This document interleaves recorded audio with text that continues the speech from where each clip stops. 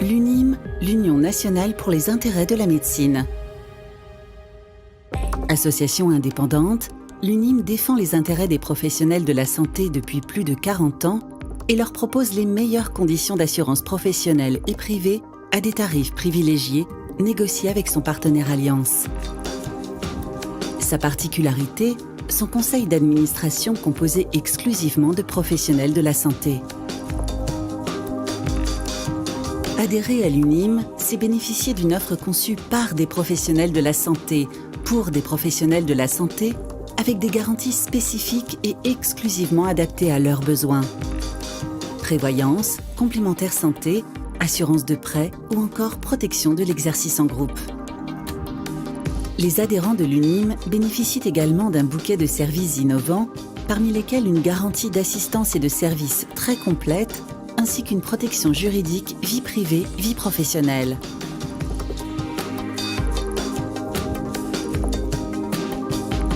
Ensemble, assurés d'être bien assurés.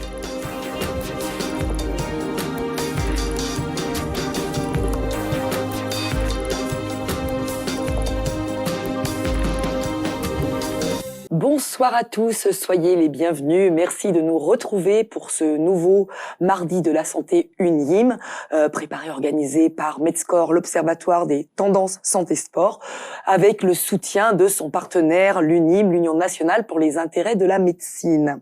Alors, nous allons parler sur le plateau de Medscore ce soir de kinésithérapie augmenter, en nous interrogeant sur le métier de kiné. Est-ce un métier amené à devenir de plus en plus connecté? La rééducation connectée est-elle l'avenir de la kinésithérapie, comme le suggèrent d'ailleurs les lauréats distingués lors du dernier salon Rééduca?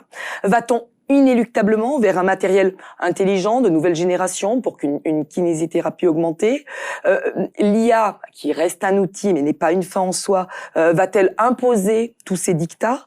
Quels sont les risques? Comment le kiné doit-il s'emparer des nouvelles technologies sans en devenir tributaire, mais au contraire en les comprenant, les contrôlant pour finalement rester le maître du jeu et autrement dit en tirer le meilleur et ne pas se laisser asservir.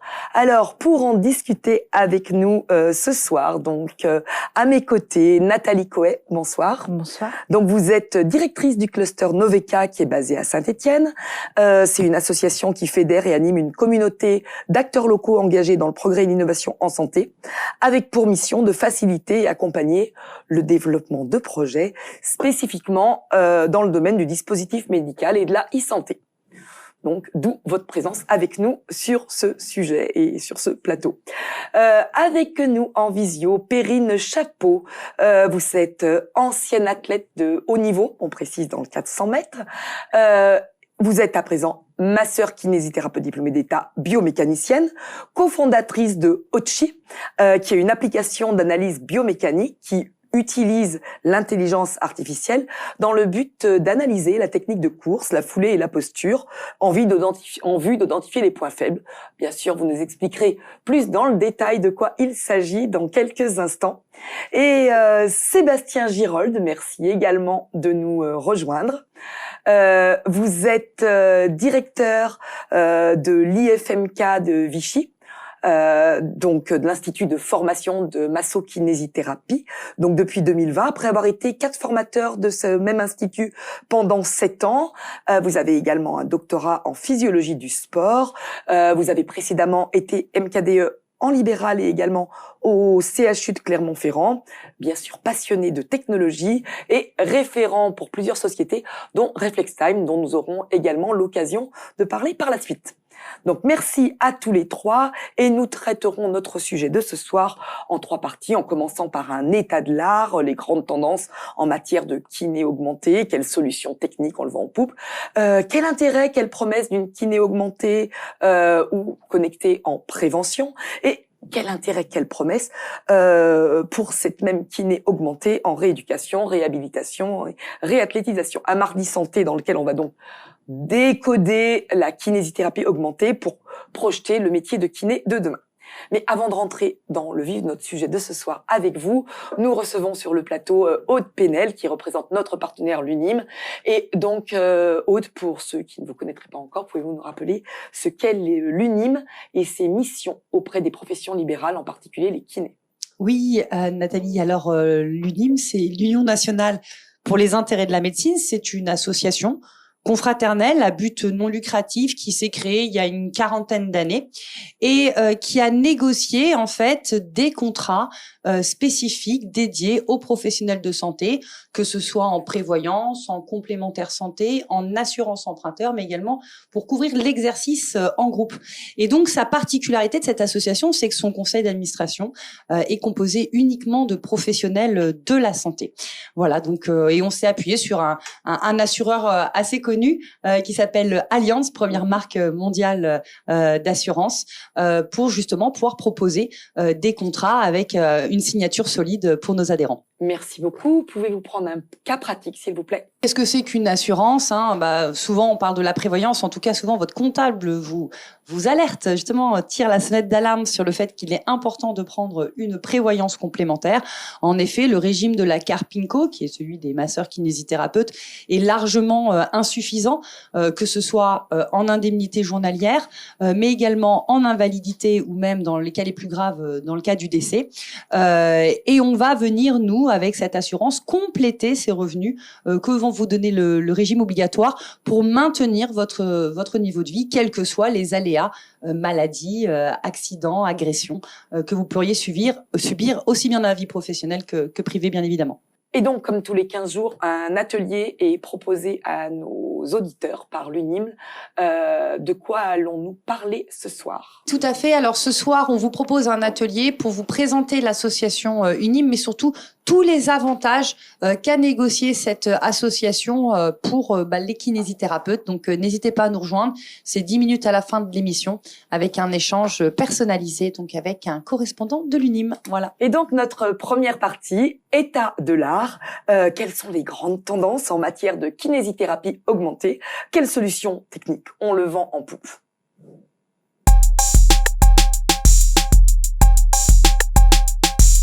Quel intérêt et quelle promesse d'une kiné augmentée et ou connectée en rééducation, réhabilitation et réathlétisation? Alors, les innovations technologiques apportées au domaine de la kinésithérapie peuvent être utiles en amont, sur le volet de la prévention, ce que l'on a déjà exploré, et ou en aval, sur les volets rééducation, réhabilitation, réathlétisation, ce que l'on va explorer dans cette partie. Et Nathalie Coët, je vais commencer avec vous. Avec la kinésithérapie augmentée, le métier de kiné est-il, selon vous, amené à devenir un métier de plus en plus connecté, et d'ailleurs comme d'autres professions de santé? Ouais, donc moi, je peux pas parler à la place des kinés, mais néanmoins, c'est vrai que ce qu'on voit, c'est que les outils qui sont aujourd'hui à leur disposition vont effectivement les faire changer les pratiques, mais comme c'est le cas je pense, dans la majorité des métiers.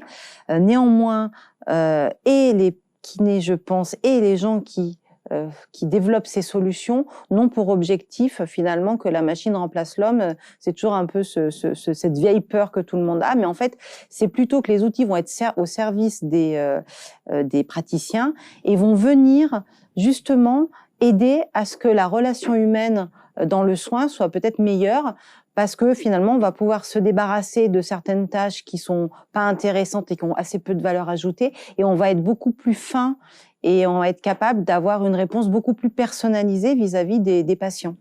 Donc, en ce sens, c'est quand même une amélioration et c'est pas un asservissement de l'humain avec la machine. Alors, au sein du réseau Noveka, plusieurs entreprises proposent des dispositifs, des appareils, des solutions aux kinés. Quelle en est la réelle valeur ajoutée pour une kinésithérapie augmentée, alors spécifiquement sur le volet de la réhabilitation? Alors, c'est vrai que la rééducation amène beaucoup d'innovations technologiques. On peut penser à des entreprises comme De Synthé, comme ReflexTime ou encore comme Fluidinov. Et finalement, chacune de ces entreprises va avoir un objectif qui va être comment on peut mieux rééduquer, plus vite et mieux, avec cet objectif de redonner de l'autonomie et du mouvement au patient. Est-ce qu'on peut quand même rappeler quel est justement l'objet des entreprises que vous venez de citer, Mazé Santé, Desynthé, Fluidinov, Reflextime, juste pour faire un petit résumé de leur activité. Donc, Desynthé a développé un certain nombre d'équipements qui visent à la rééducation, en particulier post-AVC, la rééducation du membre supérieur et du membre inférieur. Et en fait, eux, leur principe, c'est de pouvoir faire gagner du temps aux praticiens dans la mesure où le constat, c'est qu'on est dans un système de santé où les ressources sont contraintes, limitées, et que si on veut bien rééduquer quelqu'un, il faudrait augmenter sa dose, son intensité de rééducation. Mais en fait, cette rééducation, elle est limitée à la disponibilité des soignants. Il y a un moment où on est coincé, d'autant plus qu'on est sur une population vieillissante avec des besoins qui vont croissant. Donc en fait, l'idée de ces appareils, ça va être d'apporter de l'autonomie, ça va être de pouvoir utiliser un maximum le temps patient lorsqu'il est hospitalisé pour faire de la rééducation et de la faire de différentes manières. Et donc ça, c'est un objectif, c'est un des objectifs de Desynthé. Alors Sébastien, justement, vous êtes kiné référent pour Reflextime. Alors, mais pas que, hein, pour beaucoup d'autres sociétés aussi, d'ailleurs, dont certaines qu'a cité Nathalie. Quel va être votre rôle en tant que référent et du coup, quel intérêt pour les firmes de travailler en étroite collaboration avec des kinés pour justement satisfaire les besoins d'usage qu'on a déjà évoqués? On a eu l'opportunité justement de participer au développement de ce produit, de la base, on va dire, avec le premier gabarit en bois qu'on a pu nous présenter, et puis derrière l'évolution du système, justement, et ça a été très très bien décrit. L'idée, c'est de pouvoir associer aussi bien du cognitif que du réflexe sur la base de Blaise Pod, en fait, mais qui sont véritablement extrêmement évolutifs. Et donc, l'idée, c'est de pouvoir leur donner un retour. Moi, j'étais vraiment ravi de ça, hein. On a organisé une journée nouvelles technologies, on organise effectivement des échanges avec eux pendant lesquels ils sont présents. Ce sont devenus des véritables partenaires en fait de l'établissement. Nous les sollicitons lorsque nous créons des soirées avec nos étudiants, mais également les professionnels de santé de la région, pour qu'ils puissent venir présenter leurs produits encore en cours d'évolution, recueillir l'avis en fait aussi bien des professionnels que des étudiants, permettre aussi à des étudiants de tester un certain nombre de choses, hein. Là, je reviens un petit peu par exemple sur le simulateur équestre, hein. Tous les mémoires qui sont produits sur ce simulateur sont communiqués effectivement à la société qui a produit le simulateur pour qu'il ait une idée des résultats que l'on obtient et de l'utilité que l'on peut avoir de l'outil. Voilà, donc l'idée avant tout, c'est ça. Ouais. Vous avez parlé des Blaise Pod. Juste en 2 mots, rappelez quand même ce que c'est pour éventuellement ceux qui ne les connaissent pas. À la base, oui, alors il ne faut surtout pas assimiler justement ce que fait Reflextime à des Blaise Pod classiques que l'on peut trouver chez Decathlon. Je n'ai rien contre Decathlon. Mais l'idée, c'est qu'effectivement, ce sont des pattes de couleur, vous savez, que l'on peut coller sur n'importe quelle surface, qui vont effectivement s'allumer. Et puis, il y a une action à produire, et il peut y avoir différentes formes. Ça peut être effectivement quelque chose qui demande de la réflexion, comme des chiffres, etc., etc. Et donc, qui vont mobiliser un certain nombre de sens chez l'individu, de la reconnaissance, du réflexe au niveau moteur, voilà, de l'interprétation, etc., etc. Perrine, alors la solution Ochi, elle est intéressante à la fois sur le volet prévention, on en a parlé, mais aussi en réhabilitation, en rééducation, en réathlétisation. Alors à travers, comment? C'est vrai que j'en ai un petit peu parlé tout à l'heure, mais c'est vrai qu'en plus de donner un rapport complet à la personne par position corporelle, on va aussi donner un plan de renforcement.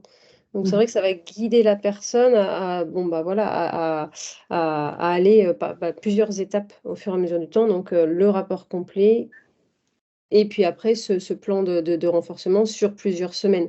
Donc c'est ça qu'on vient chercher, c'est vraiment guider la personne d'un point A à B pour finalement repartir sur terrain dans de meilleures conditions. Alors là je parle terrain, mais ça peut être aussi une personne âgée qui va aller chez son kiné pour de la rééducation pour la marche, hein, tout simplement. Mais c'est vraiment ça qu'on offre aujourd'hui. D'accord. Et on rappelle du coup que la solution, elle peut être à la fois proposés, utilisés en individuel, mais aussi en collectif avec un système d'abonnement, par exemple pour un kiné qui peut avoir tant d'inscrits ou d'abonnés, je sais pas comment faut les appeler. Oui, c'est par système d'abonnement, ouais, pour les kinés, bien évidemment. Donc en fait, sur l'application, le kiné va pouvoir rentrer vraiment tous les profils de ses patients en fonction donc de la taille, le poids et l'allure de course ou l'allure de marche en fonction de chacun. Parce qu'évidemment, la biomécanique, on n'est pas des robots, on n'est pas tous pareils, donc on prend tous ces paramètres en compte. Et donc le kiné va pouvoir suivre son patient au fur et à mesure de temps, voir un petit peu l'évolution, voir si les angles, on va dire, sont meilleurs au fur et à mesure des séances de rééducation. Donc on s'adapte aux patients et aux professionnels de santé par système, par système d'abonnement en fonction. Voilà, avec des analyses illimitées pour que tout le monde puisse y retrouver. Merci beaucoup. Alors, Nathalie, au préalable de tout développement, la question de l'usage est fondamentale si l'on souhaite que la solution soit adoptée, réponde à un besoin. Quelle est en la matière la stratégie des entreprises que vous accompagnez et quels sont les différents cas de figure de kiné intégré à l'équipe, de kiné référent, comme on l'a évoqué avec Sébastien, voire de kiné à l'origine de l'innovation, comme on voit ici avec Perrine? Alors en fait, c'est vrai que c'est un écosystème où les porteurs de projets sont vraiment de tout type. Donc on a des kinés qui ont créé des entreprises, on a des entreprises qui s'appuient sur un grand nombre de kinés, qui en ont dans une sorte de comité médical.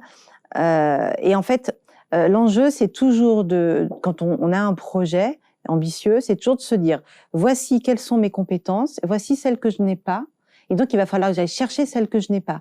Donc, ce qui est intéressant quand le porteur de projet est un kiné, c'est qu'il a la connaissance métier, il a une connaissance physiologique, il connaît les patients, donc il arrive avec une expérience terrain. Néanmoins, c'est pas un ingénieur, donc ça veut dire que il va devoir trouver des équipes pour faire le produit.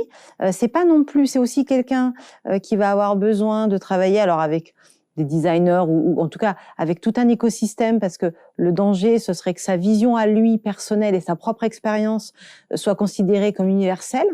Donc, il va devoir se confronter aussi à d'autres kinés, d'autres professionnels de santé pour être sûr que la solution est bien, si ce n'est universelle, en tout cas qu'elle va répondre à l'ensemble de la communauté pour ce besoin-là.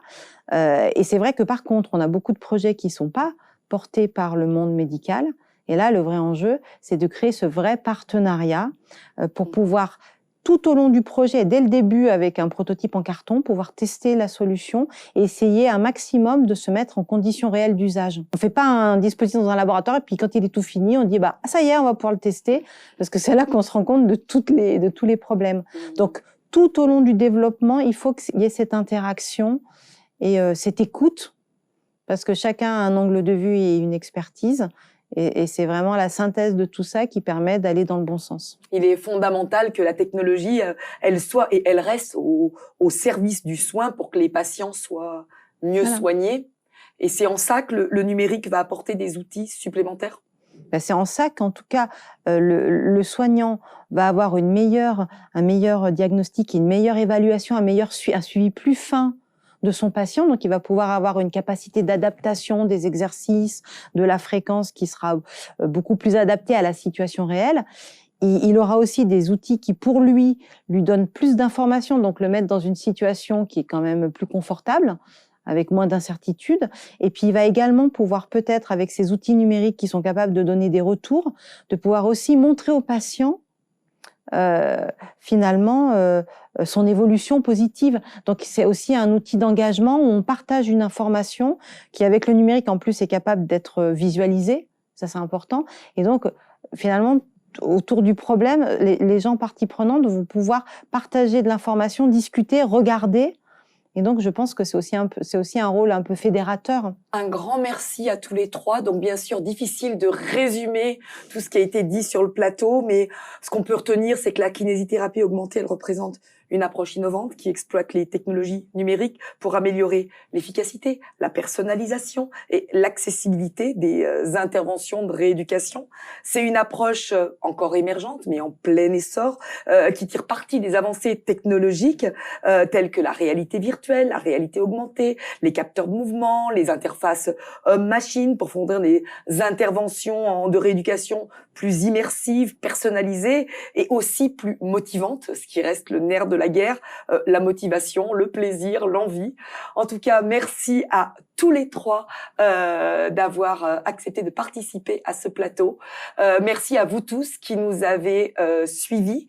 Nous vous donnons rendez-vous dans 15 jours. Nous parlerons de toute autre chose. On parlera du hors-convention à ne peut-être pas mettre en toutes les mains. On en discutera. Mais la soirée n'est pas tout à fait terminée puisque vous avez à présent rendez-vous avec l'UNIM pour un atelier qui vous est proposé et dont Aude vous rappelle le thème de ce soir. On se retrouve ce soir pour un atelier de présentation de l'association UNIM. Donc, 10 minutes où vous allez avoir un échange avec un de mes confrères pour vous parler de tous les avantages qu'on réserve à nos adhérents. Donc, n'hésitez pas à nous rejoindre.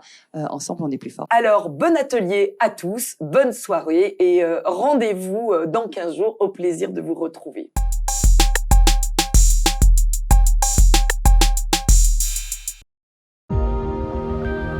L'UNIM, l'Union nationale pour les intérêts de la médecine.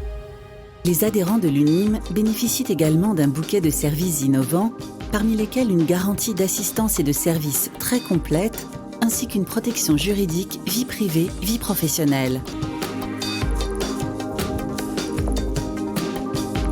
Ensemble, assurés d'être bien assurés.